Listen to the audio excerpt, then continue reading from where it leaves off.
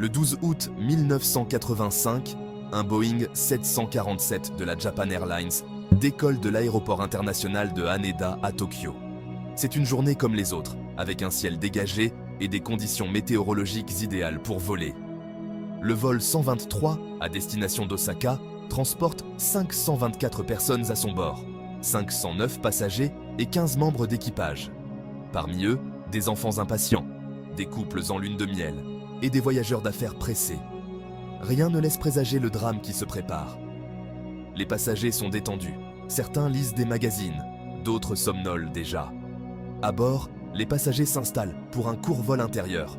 Des familles en vacances, des enfants jouant avec leurs jouets, des hommes d'affaires en déplacement, concentrés sur leurs ordinateurs portables ou lisant des documents importants, des personnes âgées rendant visite à leurs proches, profitant de la tranquillité du vol, tous aspirent à une arrivée sans encombre.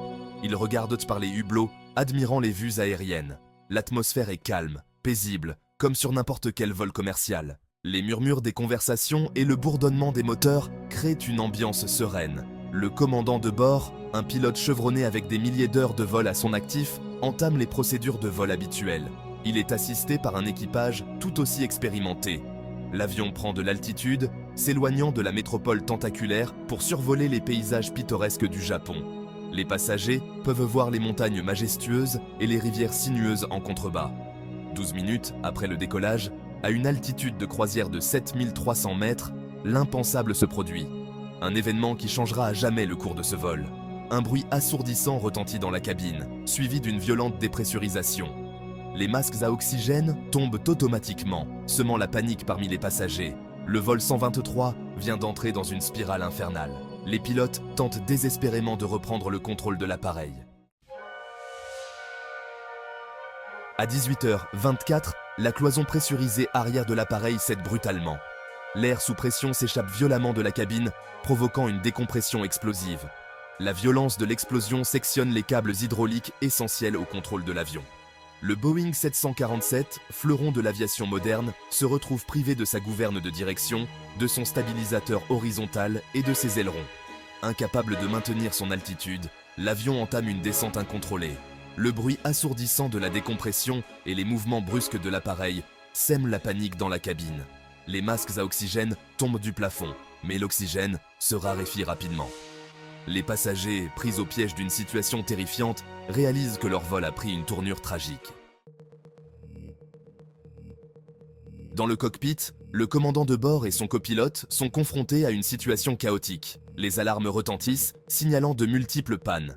Privés de commandes hydrauliques, ils tentent de stabiliser l'avion en utilisant le seul moyen qui leur reste, la puissance des moteurs. Avec un courage et un sang-froid extraordinaires, l'équipage tente de contrôler l'avion en jouant sur la poussée différentielle des moteurs. Ils parviennent à effectuer des virages et à maintenir l'avion en vol pendant de longues minutes, espérant trouver une solution ou atteindre un aéroport. Les conversations enregistrées dans la boîte noire témoignent de leur professionnalisme et de leur détermination face à l'inéluctable. Malgré leurs efforts surhumains, l'état de l'avion ne cesse de se dégrader. Après 32 minutes d'un vol erratique et désespéré, le Boeing 747 s'écrase sur une montagne boisée dans la préfecture de Gunma, à 100 km au nord-ouest de Tokyo. L'avion, hors de contrôle, a lutté contre des forces insurmontables avant de rencontrer son destin tragique. L'impact, d'une violence inouïe, ne laisse aucune chance aux passagers et à l'équipage. Les débris sont éparpillés sur une vaste zone, témoignant de la force de la collision. Les secours, alertés par les contrôleurs aériens qui ont suivi avec angoisse le vol erratique de l'avion, se mettent en route. Les équipes de sauvetage se préparent à une mission difficile, conscientes des défis qui les attendent. La zone du crash, difficile d'accès, rend les opérations de sauvetage extrêmement périlleuses. Les secouristes doivent naviguer à travers un terrain accidenté et dense, ralentissant leurs efforts. L'espoir de retrouver des survivants s'amenuise d'heure en heure. Les équipes de secours, épuisées, continuent malgré tout leurs recherches avec détermination. Les premiers secouristes qui parviennent sur les lieux découvrent un spectacle de désolation. Le site est jonché de débris et l'ampleur de la catastrophe est accablante. Le Boeing 747 est pulvérisé, éparpillé sur une vaste zone. Les morceaux de l'avion sont dispersés, rendant la tâche des secouristes encore plus ardue. 4 miraculées seront finalement retrouvées vivantes dans les débris. Leur survie est un véritable miracle au milieu de cette tragédie. Le crash du vol 123 de la Japan Airlines provoque une onde de choc dans le monde entier. L'accident, le plus meurtrier impliquant un seul avion, met en lumière les failles de la sécurité aérienne et les conséquences dramatiques des erreurs humaines. L'industrie aéronautique, déjà confrontée à des défis de sécurité, est bouleversée. Les compagnies aériennes, les constructeurs et les autorités de l'aviation civile prennent conscience de l'urgence d'améliorer les normes de sécurité et de renforcer les contrôles. Le crash du vol 123 devient un cas d'étude marquant dans l'histoire de l'aviation, soulignant l'importance cruciale de la maintenance rigoureuse, de la formation adéquate du personnel et de la culture de sécurité. La Japan Airlines, fleuron de l'aviation japonaise, plonge dans une crise sans précédent suite au crash du vol 123. La compagnie aérienne, confrontée à la colère des familles et des victimes et à la méfiance du public, voit sa réputation entachée. Le président de la Japan Airlines présente ses excuses publiques et démissionne de son poste, assumant la responsabilité de la catastrophe. La compagnie aérienne met en place un vaste plan d'indemnisation des familles des victimes. La Japan Airlines entreprend également une profonde restructuration interne, renforçant ses procédures de maintenance, améliorant la formation de son personnel et instaurant une culture de sécurité plus rigoureuse. Si la responsabilité principale du crash incombe à la Japan Airlines, Boeing, constructeur du Boeing 747, n'échappe pas aux critiques. L'enquête révèle des faiblesses dans la conception de la cloison pressurisée de l'avion. Boeing est accusé de ne pas avoir suffisamment informé les compagnies aériennes sur les risques potentiels liés à une réparation incorrecte de la cloison. Des experts estiment que Boeing aurait pu concevoir une cloison plus résistante. Le constructeur américain coopère avec les enquêteurs et met en place des modifications sur les Boeing 747 en service pour renforcer la cloison pressurisée et prévenir de nouveaux accidents.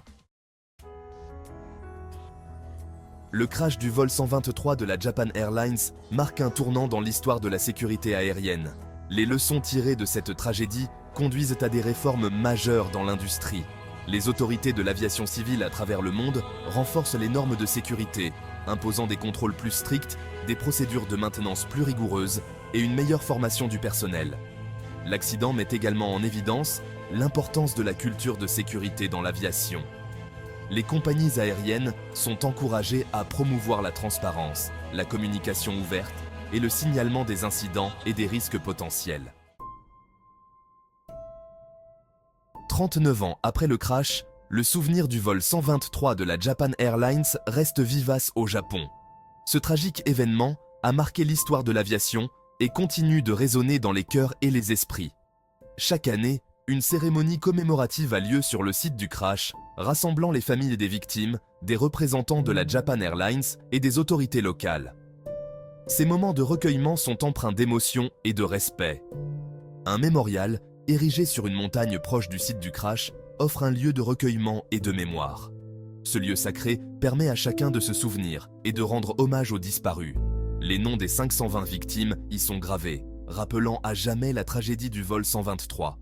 Chaque nom inscrit sur le monument est une vie perdue, une histoire interrompue. Le crash du vol 123 de la Japan Airlines nous rappelle la fragilité de la vie et l'importance cruciale de la sécurité dans l'aviation. Cette tragédie a conduit à des améliorations significatives dans les protocoles de sécurité aérienne. C'est un hommage à la mémoire des victimes, à leurs familles et à leurs proches, et à tous ceux qui se battent chaque jour pour rendre le ciel plus sûr. Leur courage et leur détermination sont une source d'inspiration pour nous tous. Canal Aérien, votre guide dans le monde d'aviation.